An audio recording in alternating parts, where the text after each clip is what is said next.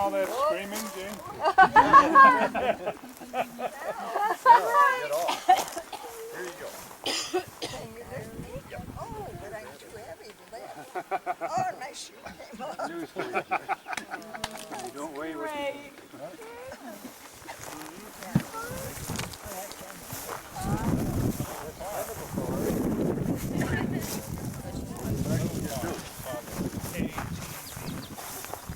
Well, thank you, sir. You're very welcome. It's my pleasure. I have never had a ride like that. How was it, Jane? Well, the ride wasn't bad. No, I bet it was fun, huh? You didn't tip over on you? No. Amateur, I thought we weren't going to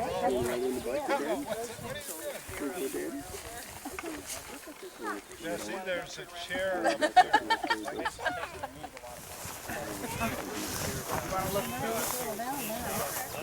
She's just exhausted.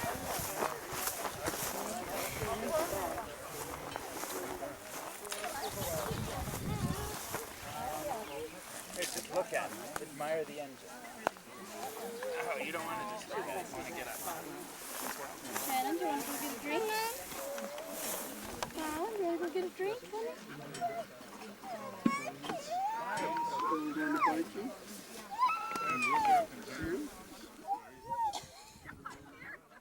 Yeah. Breaks now and stuff like that. It has become an absolute mammoth industry. I mean, it's incredible. You see the investment they've gotten at that racetrack in Charlotte.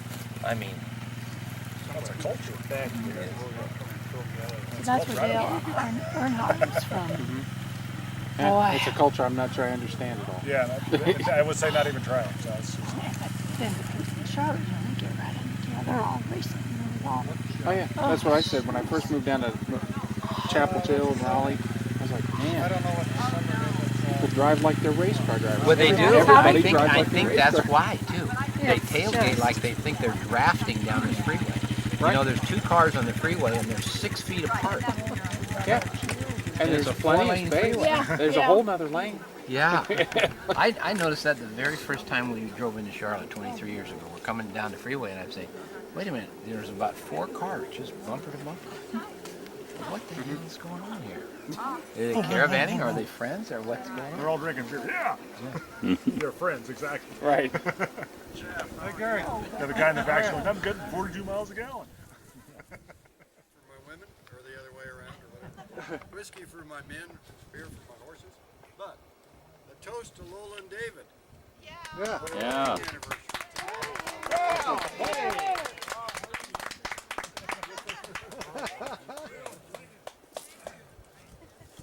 to Valerie.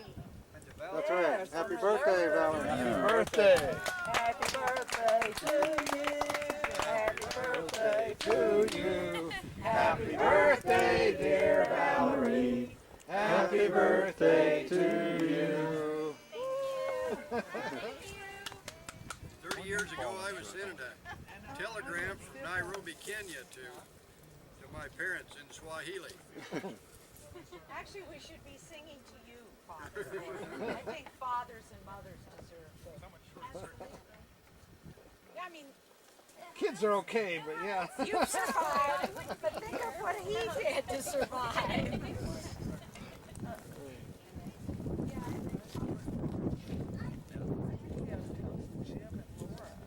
Oh yeah.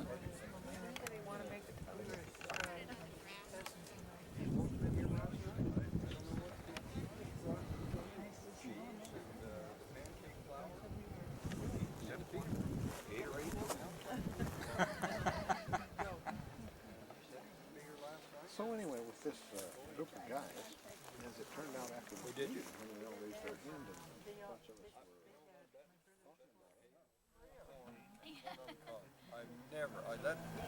were I can taste it right now. You know? And then sitting there and burping and playing poker with Frank and George, Jack and I think. Whose house? George and Tracy's, Frank's. Frank and Doreen's brother and sister who were married. Arnie's Okay, George. grandparents. Grandparent, yeah. His grandparents, maybe, yeah. Now Bill's, my actual grandmother died in 1931. So you might have been, it might have been Edna, because Edna, I think they married in 52 or something like that. That's right. It would have been Bill. Edna, right. That's who I always knew him with. And Frank's great lesson in poker was, it takes a lot more guts to drop a good hand than stay in. Is that the same thing as saying you got to know when to hold them, know when to fold them? That's right. Another way of saying, if you don't think you got a winner, get out. I can remember occasions, Jackson, that you should have taken that advice. Yeah. I remember one particular trip to Las Vegas. Yes, sir. That was my first lesson in Las Vegas. You woke me up at about 4 But I o'clock in only the morning lost and all the said, money "Jim, I had. could you take me back to L.A.? Why? Well, I cashed in my plane ticket. I had come up from Tucson. True story. He was working for Douglas McDonald, and I was working. I was back in graduate school, and so I'd driven to Las Vegas and he'd flown up. So after we got done destroying the motel, well, he went out gambling for the night. Came in at 4 in the morning and said, "Hey, could you run me by L.A. on your way to Tucson?" Sure. I didn't have the deed to your house on you. Destroyed a motel? But then the highlight of that one was getting to L.A. was no problem at all, except we stopped and Picked up Charlie Manson, yeah, a good friend of his, and a girl. yeah. And in my worry about who was riding with us, what was the name of that town? Right on the California, Nevada. We stopped and got gas. Baker? Barstow, probably. Barstow, somewhere in there. And I had a credit card, first time in my life, Conoco or whatever credit card. Because by this time, cash was non-existent. Las Vegas, remember? So I dropped Jack off on my way to Tucson, headed back to Tucson. I got to Yuma, pulled into this gas station. I think I'm going to make this deal. I had a little, what's that car? I had that little blue Falcon. Falcon, yeah. It was a Classic. really economical. The old thing was just burning away on gas, and I reached in from my wallet and I pulled it out. No credit card. God, I started fumbling for the damn thing. I looked at the gas pump. God, stopped it. It was $5.10. I had a $5 bill. I left the credit card at that place on the night before when I was worried about our passengers. So I went in and told the guy, "Geez, I'm sorry about that." He wasn't going to let me go. 10 cents. Tell him to suck it out. He was not going to let me go. And now, man, it didn't exist. I didn't have 10 cents. I had $5. I didn't have 10 cents. Finally, he said, "Okay, damn college students." And I got into Tucson, man. I was on barely made it. So you had picked But up, here we are, still on. so you had picked up some weirdo, We potentially picked up psychopathic- some weirdo, drunk, acid head hitchhikers with a knife. That's a smart idea. We figured, our judgment so far had been pretty shitty. You didn't want to break the rules. Stay on a roll here. They look like a good bet. Yeah. They'll protect us with their knives. I particularly remember when we got him out of the car Oh, God. in Beverly Hills. God. Beverly Hills. Them or- It's up in Sunset Strip somewhere. They were probably heading there for the Manson deal. I don't know. Oh, but we're still live. Whole deal, but when the Rocky Mountains uplifted, they eroded, began to erode, and this whole area got deposited. Look out across all these sandstone bluffs. All of this was flat. Huh? When that event happened, and it flattened everything out. So geological erosion since that, all these creeks have carved all this stuff out. Well, as a result, though, that what is called the table is still being eroded into because all of these creek systems, all these draws are keep trying to get back into it. So another couple million years will be, you can just follow the Chadron Creek to Denver, you know, more or less. right. But the reason for me saying all that is when that stuff got deposited, there's a very flat table of ground that's Bill, been sitting there for sitting on my leg. time, which has developed that soil. And soil development is good and bad. Soils develop up to a point that is good, then they begin to develop to a point that is bad. African soils are so leached, they've been developed so long, water going through them, that everything is leached and washed out. And the lateritic soils, the iron stones, and all those kind of things. But that kind of soil, when you only get 15, 18 inches of rainfall, it takes the water down only so far, it doesn't reach through the system, so that profile keeps building up. So it's very, very fertile soil. Good farm soil, I'm on top of it. What they call the table. It's flat, more or less. Compared to Buffalo, Jackson. Compared to Omaha, it's rough son of a gun.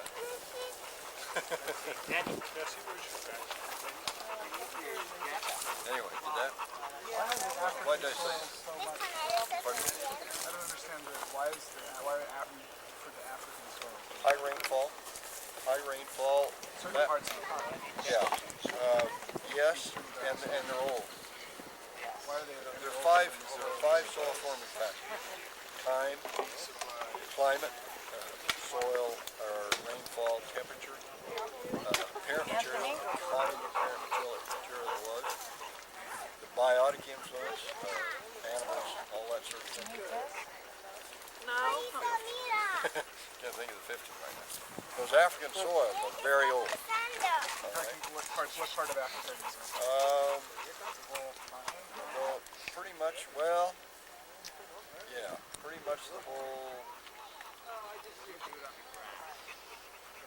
Yeah, except all of North Africa, Saharan regions, everything but South Africa, everything from Tanzania south. I would not put in this category. Everything north from there. High rainfall, although some of them are only 15, 18 inches. So it's not a high amount of rainfall, but they've been there a long time of that moisture continuing to go through.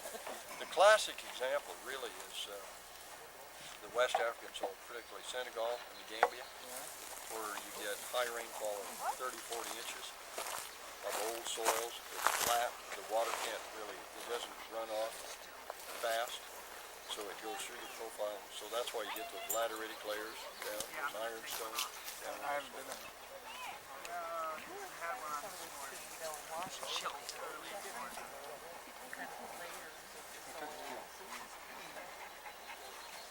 I really think it's neat.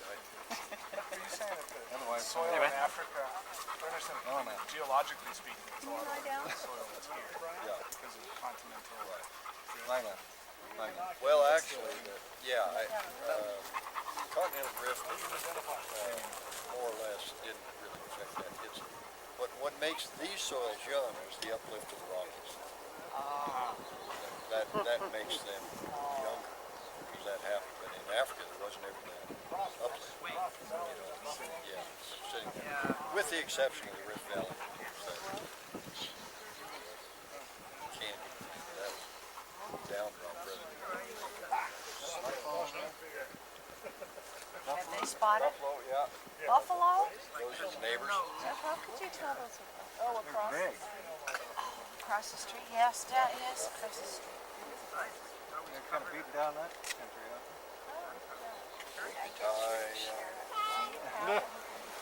You have any buffalo? We don't know. Yeah, if you could fence, if you could add 4 more wires to the fence. They have done very well with these buffalo because they bought them as young calves, and they really they kept those young calves in corral for a year and really made pets out of it. And led largely by Al Gore was working with, and that was extremely secretive, but that was an effort to, in fact, link corridors all the way from Alaska to Mexico of federal land and locking it up. It wasn't just wildlife and national parks. It was straight no people. That was their concept. How does that provide economic opportunity? Doesn't. Either one of them. Doesn't. Well, the first one, the latter, doesn't at all. And so if you want to read more about it, get on the website, read about Project Wild, and you can have your own judgments about it and the politics behind it. But anyway, the Buffalo Commons, really, the Poppers' concept was, they threw that out as an idea, but they were simply trying to say that maybe tourism is a better economic return for the Great Plains than is wheat farming and cattle raising. And I wouldn't argue with them a hell of a lot. Tourists who would come to see buffalo. Yeah. Now, I wouldn't argue with them from the standpoint that when you are in the bottom of the cattle cycle and calves are bringing 60 cents a pound, people can't make a living. And when wheat prices go below $2 a bushel, you can't make a living. On the other hand, are there enough tourists to go to every ranch in the Great Plains or every mile in the Great Plains to see buffalo? I think it was from my perspective, it was all well-meaning on the part of the Poppers, but they just didn't. Living in New Jersey and New York City, didn't understand the expanse of the Great Plains and how damn big this place is, and how many people there are. They look at Sioux County and there aren't many people. Well, drive every road in Sioux County. By God, it'll take you more than your vacation this year, you know. And that's just one county. There are a lot of roads and there's people stuck around every one of those places. So there's no way there's enough recreation for people just to come and see buffalo. But Frank and Deborah and I, we invited them out, and Dick was involved with this. The Nebraska section, Wyoming section, South Dakota section of the Society for Range Management had a meeting in Hot Springs, and we brought the Poppers out along with some Native American speakers and all kinds of folks, and we talked about this stuff. A year before that, the Poppers had been down at McCook, and in fact, the sheriff's department had to provide security. There were ranchers coming out of the seats ready to kill him. Simply because the ranchers didn't understand really what they were trying to talk about. They were trying to say, isn't there some way that the economics of the Great Plains can be improved? That's really what they were trying to talk about. But people just misconstrued it to be bison. They were just saying there must be some alternatives. And so we've talked a lot about it, and they said, yeah, that is what our concept was. But the press really picked up on it. And I'm not picking on Dick. Dick did a fantastic job of covering it when we had our meeting. But Well, subsequent to the first federation, which all the cowboys went to desert. yeah, Subsequent to all this, I did call with Popper, next early spring Popper, and had a telephone interview with What? to his or their credit. Yeah, I went down Yeah, there. we were pretty naive. You have to go. I have to take you down. Subject Yeah, up. it's slow. You have to go down A slow. lot of ranchers been out on their places. We know what the real world is like, yeah, and we've changed our opinion a lot. They have. You've probably seen that better than I have. they have, and they stayed the night at our place down here, and we talked about that. They've been up here at the wagon, and we've sat and talked about it. And they said we were naive. On the other end, I agreed. I said, you know, you might be naive about the size of the area, but you're not far wrong in the concept that we've all got to look at something to improve the economics of ag operations. And so I talked about that last night. I said that cows and wheat and certified grass seed mules aren't making it. That's why we're doing the bed and breakfast thing, is to try to come, you know, when we take our taxes to the tax guy every year. He says, geez, you know, you're showing loss every year. You got to start showing a profit. And I say, Reduce my taxes. I sure as hell would like to, you know, but what do, you know? So, you know, I said, well, I can lie, I guess. I can say it didn't cost me anything to run this place.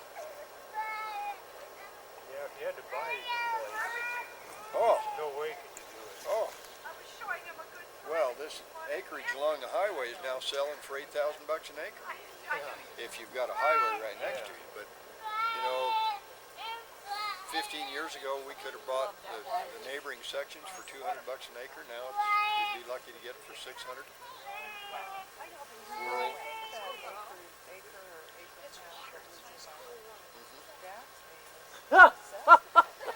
What happened? It probably is because it's based on that assessment. What happened to Lots him? right over there. Nothing, he just wanted his daddy.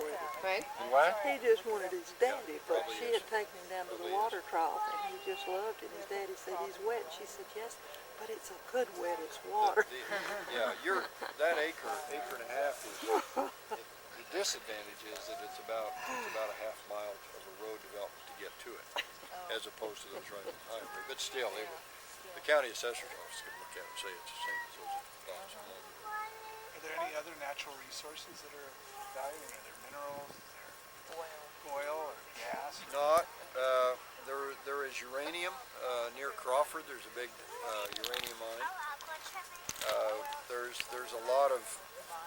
It's been very carefully monitored by EPA.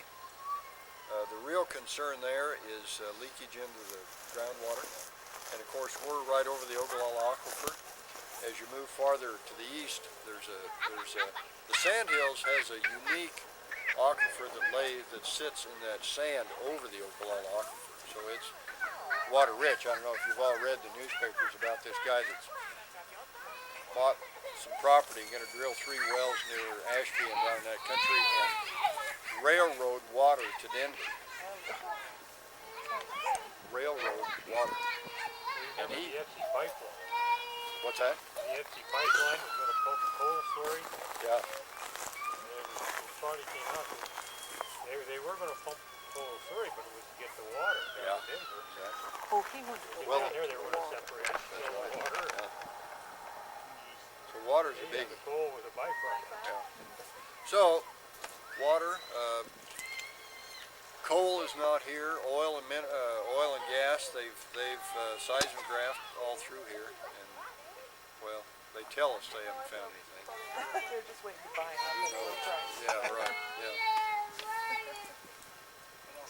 Hey, buddy, wanted to go swimming, man. Want to go in the stock tank, go swimming. Huh? He was in 7th heaven. I know it. What'd you do that kid? First I've heard him fuss, but you didn't. I know, it's all grandma. Talked a little bit about control burning when we were up here. The guy that did the timber thing, let me start back there, is a soil scientist with the Natural Resource Conservation Service. So we've had this discussion a lot of times. He says about slash on the ground like this that these soils are not going to be sterilized by a ground fire with slash like this. A crown fire, perhaps. If you look at the fire near Fort Robinson, the fire near Chadron State Park's a better example. That fire near Chadron State Park, you know, when you drive up there and you see those bluffs up there that are bare of trees, that fire, Dick, 60s? That fire what? Way back, 1960s. It's been 50 years. Yeah, and then there was pictures over in Crawford. There's hardly a tree on there. So when you get one of these crown fires, they are sterilizing. They will sterilize soil. They're hotter. In a soil profile here, any soil profile, you start with an O horizon, organic horizon. These soils where you only have 15 to 17 inches, they are developing soils. They are good soils, but they're extremely shallow. There is very little organic horizon. That organic horizon either gets slowly leached into the A and the B, or it simply oxidizes because of lack of water. And so there's very little organic matter. You get a fire through here, a hot fire, when you've got all this pine needle duff, and it will burn away that, it'll destroy that organic layer. And so you're down to the A horizon. Now an A horizon isn't bad, it's still fairly decent soil. But you're talking 500,000 to 1,000,000 years to develop an inch of soil in these kinds of soils. So have a fire and wait a while. Well, you can't make a generalization, but I will. Okay. A lot of the fires that I have seen as a lay observer, not a firefighter or anything, I've seen where, yeah, there were spots that were sterilized, Yes. and maybe 15 or 20 feet around where a tree was lying down. And around it, it's been a cool fire. Those soils can get fixed. Yes. And then come back in a couple of years where that soil was sterilized, there's been wind blowing in some soil. Here's little flowers popping up. Yeah. Where it's started out. And Dick makes a very good point. It depends on what your long-term goal and objective is here. If you're looking for biodiversity, in fact, those little spots of sterilized soil aren't bad because you're going to start back with a fresh start in ecology. If any of you have studied ecology, you start from rock to lichens to building up to soil. And so with each of those kinds of soil, you're going to have different plant associations on those little spots. So the more of those little spots you can have, the better biodiversity there is. So Dick is exactly right. The problem with the crown fire is that when you get that kind of fire, it is extremely hot because you're not just burning the tops. The tops are burning, but then the whole tree falls down, and then you've got a lot of killed spots. But when you get stuff like this, that fire is going to go through there pretty fast. It's not going to have it might have a little effect on the organic layer, but not very much. It's in fact probably going to remove that tiny duff and probably expose a little more soil that this grass can then start thickening up in between there. So that's why we would like to do control burns, as we talked about up here, that would be very cool fires compared to a hot crown fire. Well, wind has quite a bit to do too. It does. Firefighters, of course, hate to see the wind kick up. Right. But that'll move it through fast to get a cool burn. Yeah. There are, So when you instead do, it just sits there and burns. yep. When you do control burns, there's three things they look for, and that's wind speed, temperature, and relative humidity. And you want a little bit of wind, you want it to move along, 5 to 10 miles an hour wind, you want temperature 70 to 80 degrees, you want relative humidity about 30%. You don't want it bone dry, you don't want a hell of a lot of wind, and you don't want it extremely hot. Nor the reverse, you want it to be able to burn. What were the fires in Yellowstone? Ground fires. Result of we talked about that in the hike this morning. And, the reason we're doing this is that it took us 120 years to make the method we made. Yellowstone is the same deal. Overprotection, not letting nature take its course. This country burnt. If you look at the old pictures of the early explorers, Custer's expeditions to the Black Hills, any of the old photographs, you look at even the 1930 40, 50s photographs of these hills, the pine trees are all on top of the ridges. This meadow would have no trees in it. In fact, when we did the thinning, we really talked about clear cutting this whole park. Because that's what it should have looked like. That's what it would have been naturally. Had it not burned? Because it hasn't burned. Right. It hasn't burned. But we thought, well, for this exception, northwest winds are the rule here. We'd like to have a little protection from the northwest winds blowing through that sheepwagon. So we left a few extras. We said, well, we'll see how it goes. Anyway, in Yellowstone, as in Yellowstone isn't, that was the one that hit the press, but look at all the fires since then. I mean, Yellowstone is tiny compared to what's happened in the National Forest in the years since then. Smokey Bear, damn him, was a bad deal. We put out too many fires, and we had the false expectation that we could control fires, and so we built up homes and trees. And so anybody that builds homes and trees deserves to lose them. And we as taxpayers should not be rebuilding. Okay, now I'm off the stump, and I'll come back to the Even though you can call Yellowstone an 80,000-acre crown fire, and it sterilized a lot of soil. I went back the next year, and then 3 years later, the first year there was still, it was some of those burnt spots were trees. Yeah. Now there's lots of regrowth. There is, except it did sterilize a lot of places. It was hotter than it should have been. Fire needs to go through these systems because the ecology of these systems, and let's use Yellowstone as an example, where you have lodgepole pine spruce. The first tree to move in is aspen. That's an early successional stage, followed by lodgepole pine, followed then by spruce fir. Well, aspen communities are the best you could get for elk, and that's what the park's trying to promote. I'll get on the stump again. Go through the. Let's try it. What's the river up on the north end of the park? Come here. Lamar Valley. Thanks, Dick. There's some exclosures in the Lamar Valley. Very well. The science in the National Park Service sucks. They have a political agenda that they've been told that this is what they're going to promote. And their research people have lost any of their academic training, let me say.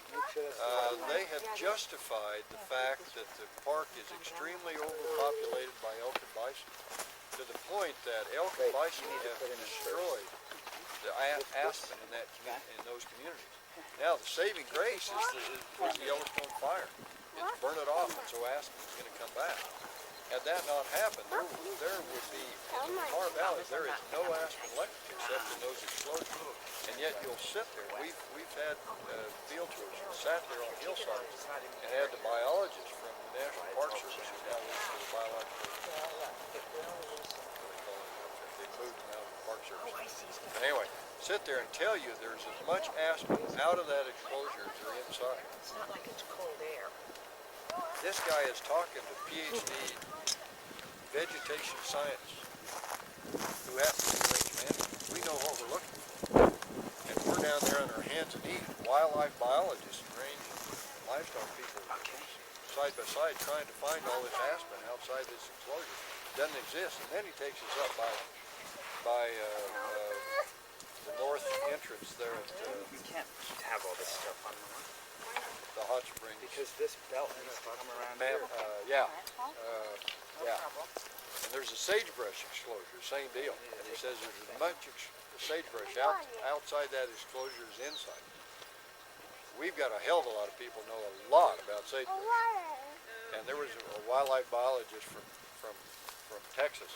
He was standing there looking at it. He was down on his hands and knees looking at this. He had to walk away. He got back on the hillside and he was, every four-letter word you've ever heard was used to express his feelings about this guy. But there's the scientific credibility of the Park Service is just non-existent. The fact is that the fire in Yellowstone was a good thing, but we just shouldn't have let it get that far. We need to use fire. We need to control it because we just can't. Smokey Bear is all right. You need to have some kind of control, but you've got to let fires burn, or you're going to finally get to the point that you have absolutely no control. Well, what happened? We're going to head up the hill though, Jimbo. We're ready to go to hike. Okay. Just get my gear. Are we going on a hike? What's everybody's desires? Up, down, indifferent? Packing them in. So Yeah, I'm ready to go. I think your hike is going to be a lot of downhill coming back. a hell of a lot of uphill going up and a lot of downhill coming down.